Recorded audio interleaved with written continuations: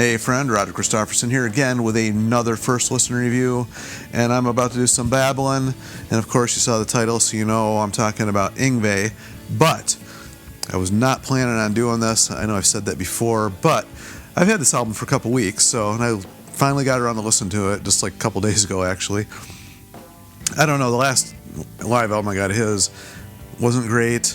I had seen some videos online. It was him in a four-piece band.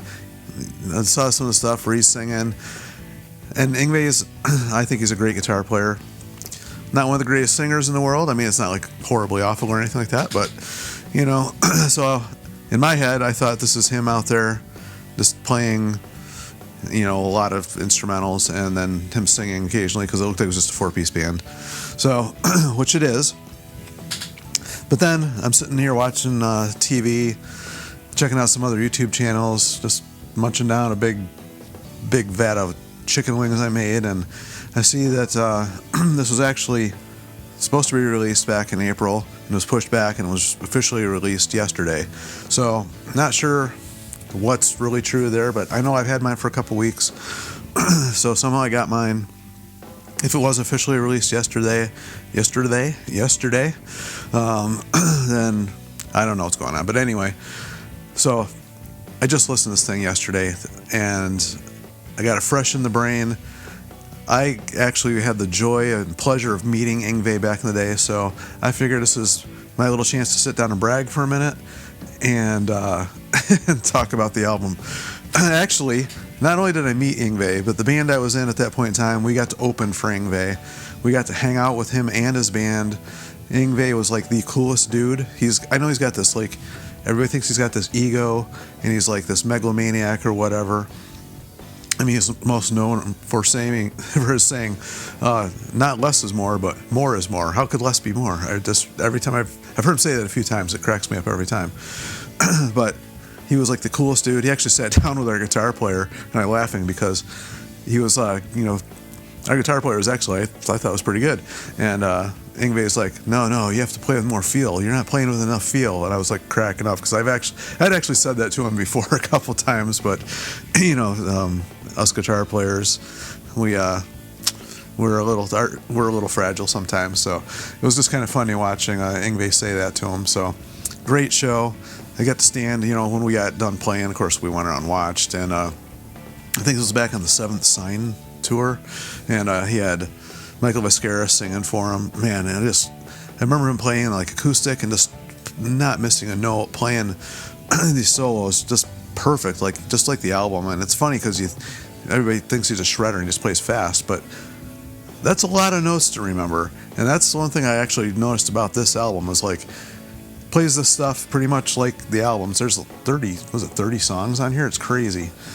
Yeah, 30 songs, 2 CDs, and although I feel some of these were a little bit abridged, but it doesn't matter. It's just I had the wrong opinion of this going into it, because the sound quality of it's really good. It started out, I don't know, it was weird. When it started out Rising Force, I thought it sounded a little thin, and then it seemed like it leveled out a little bit, so I don't know if that was just my stereo or just my ears playing tricks on me, but after it kicked in, it seemed perfectly fine to me. However, it is a four-piece, but Yngwie only sings a little bit on here. His band on this one has got his keyboard player is Nick Marino, and man, who else is on here? You know, you think I would have this stuff ready ahead of time, you know, and I don't have anything opened up, and I don't know what's going on. I just ate a whole bunch of chicken wings. My throat's all screwed up, but I didn't want to wait to do this, so here we are. I'm clicking through things here, trying to figure out what is really going on, because the liner notes on this are actually horrible, so I don't know if I think I got this as a preview. I actually don't remember where I got this from, but you know, I'm just babbling. And so getting back to who was actually playing on this, it was Nick Marino on keyboards, and we have Emilio Martinez on bass, and Kevin Klingenschmidt manning the drums. So that's who he's got in this band. And the vocals is being handled by either Emilio or Nick. I actually don't know, because this is I've read where it says both, and this isn't very clear who's singing on this one, which is really weird. This had to be a preview I got. So anyway, going back to the music. So Rising Force kicks in, it's playing. Immediately I noticed the vocals aren't quite on the level of some of the, the singers he's had with him, because I got into like Yngwie right from the start, where he had, Jeff Scott Soto singing, and then, he's had Matt Slevin singing with him. He's had Goran Edmond, of course, Joe and Turner sang with him for a little bit. I know I'm forgetting people, but he's had some of the greatest singers in the world. So this is good. Like, the singing is very capable. It's very quality, but it's not to the level of like that we're used to. So that part of the 4-piece thing, I don't know why he didn't get a singer. And when he sings, of course, it's not nearly the level of the other people they're singing. But a good chunk of this is actually, instrumental stuff. And even though it's like, I love Yngwie's style. I'm just kind of going all over the place on this one, but I love Yngwie's style of playing. And the funny thing is, I prefer bass. I actually started out 11, 12 years old, whatever it was. I wanted to play bass. I saw, I grew up in the area where Billy Sheehan lived, and I saw him play, it's funny, me and my buddies rode our bikes and sat outside a bar and heard Billy Sheehan play at a bar that was actually playing pretty close to our house. And I was like, what the heck is that? And it was bass. And I wanted to learn how to do that. Of course, Geddy Lee, Chris Squire, all those guys influenced me. That's what I want to do. So when I first started listening to Yngwie, way back, I noticed the bass playing was great. I'm like, man, he's got a killer bass player. And he does. But I didn't even realize till later on that Yngwie played a lot of that bass on those first earlier albums. It still probably does on. He's got so many releases. I don't know which ones. I don't remember off the top of my head which ones he does and doesn't play bass on. But he plays bass on a lot, and that's where I kind of picked up. It's funny, some of my style. Not that I shred on bass. I don't do that. I actually didn't follow in that path. But he plays with a lot of vibrato, and I just always did that because I just love the way it sounded, and it's just become part of my style. And when I play when I'm in a band, that's my duty. I said duty, and that's what I do. I play that style, and it's funny to think that Yngwie is actually somebody who influenced that. But anyway, I'm not going to go through 30 songs and go down through which ones, what he did and which ones, but I can tell you some of the highlights for me. He actually plays Hiroshima Mon Amour on here, which is one of my favorite songs of his that he does. Of course, Rising Force, Soldier is on here. That's one of my favorite songs. And then there's a lot of shredding going on until we get back to The Seventh Sign, which I think is a pretty cool song. It's a little bit different for him. And of course, one of my favorites, just because it was like, there's a couple songs that are my favorites are his, but like way back in the earlier days, I think this was off a trilogy, You Don't Remember, I'll Never Forget. Just one of the songs that was huge at that point in time, and I really loved. And of course, then he ends with Black Star and I'll See the Light Tonight. That was like one of the first songs I ever heard of Yngwie, so it's kind of cool here ending this album with one of the first songs I ever heard.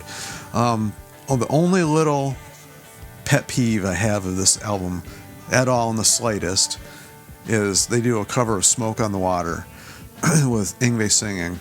And why? I know Yngwie's like a huge Ritchie Blackmore fan. He's talked about that. He did that tribute album, it was a tribute album to different people, but he had a couple Ritchie Blackmore songs. I can't think what the name of it was now. But that wasn't too far into his career. This is going back probably 20, 30 years ago. He had that covers album, and he had several Ritchie Blackmore songs on it. Three or four. I don't even remember what was on that now. I might have to go break that one out because I have not listened to that album in a very long time. And of course, some Hendrix and stuff, which he's done, sang Hendrix too, that's okay to do. But why on earth did he choose Smoke on the Water? That was like one of the first songs anybody ever learns how to play on guitar, because it's a cool riff. I remember my buddy showed me how to play it on one string, and that was kind of what catapulted me to want to learn how to play anything.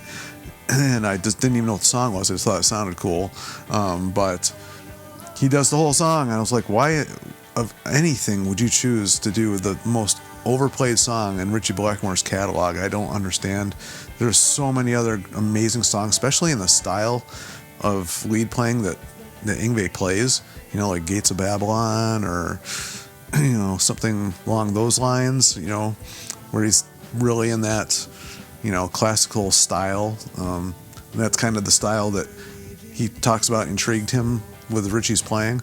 But anyway, I digress. The thing that you can hear a lot of Ritchie in Yngwie's playing, so it's cool that he did a Ritchie song. But and I just think Yngwie is actually he's got feel in his playing, even though he's flying like a million miles an hour. But when he holds those notes out, he just has feel. I don't care what anybody says. Maybe it's the scalloped frets, because he gets a lot more, I think, vibrato going on with the scalps. I can't play those things, but anyway, I don't know. I should probably stop babbling at this point. Thought it was a great killer live album, better than I expected. I was pleasantly surprised, and I just wish that he had not done Smoke on the Water and maybe just had a more established singer, or just somebody of a better caliber singing all the stuff. But other than that, can't complain about the guitar playing and the songs, and the band was tight.